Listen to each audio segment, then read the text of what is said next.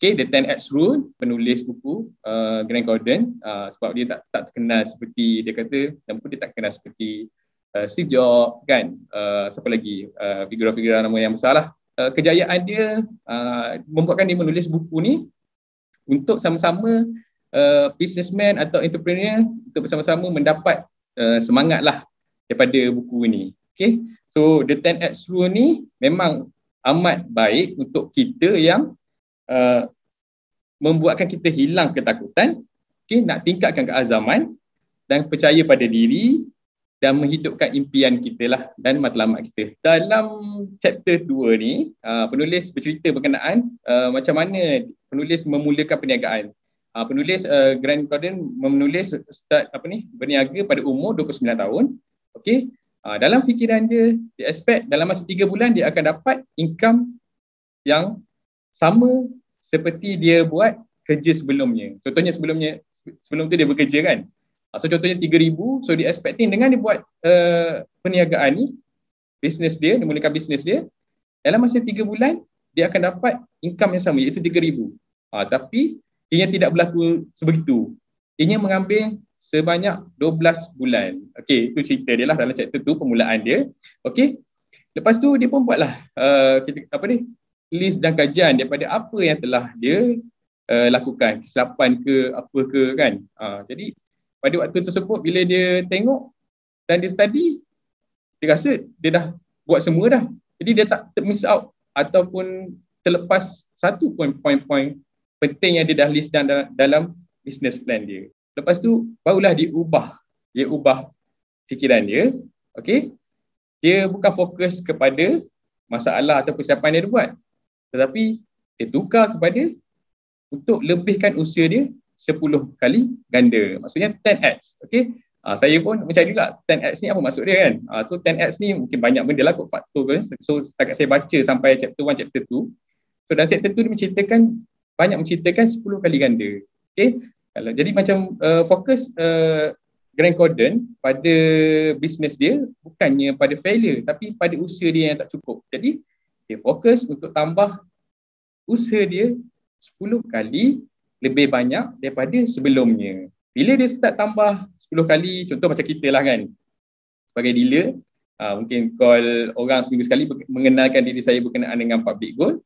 Mungkin selepas ini, saya perlu call 10 orang seminggu lah. Okay? Dulu saya call seorang seminggu, sekarang saya kena increase 10 orang seminggu. Seperti yang Grant Cardone cakap ni, dia bukannya fokus kenapa tak berjaya close tu.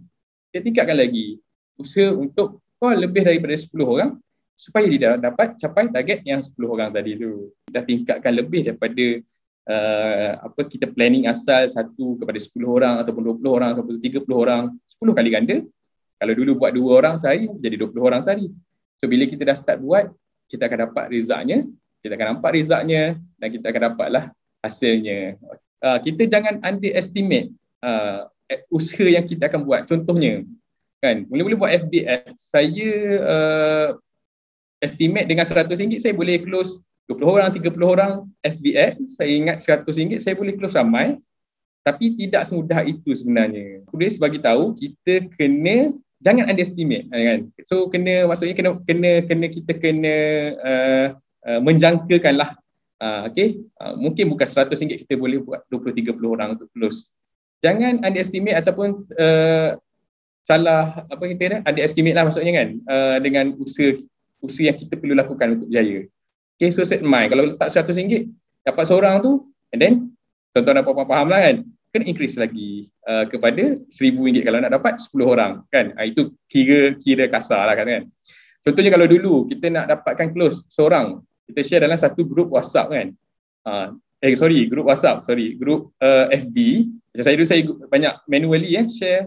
Contoh saya buat penulisan, saya share dalam grup FB kampung mana-mana. Contoh saya pilih Kelang. Jadi saya share dalam tu mungkin satu posting saja.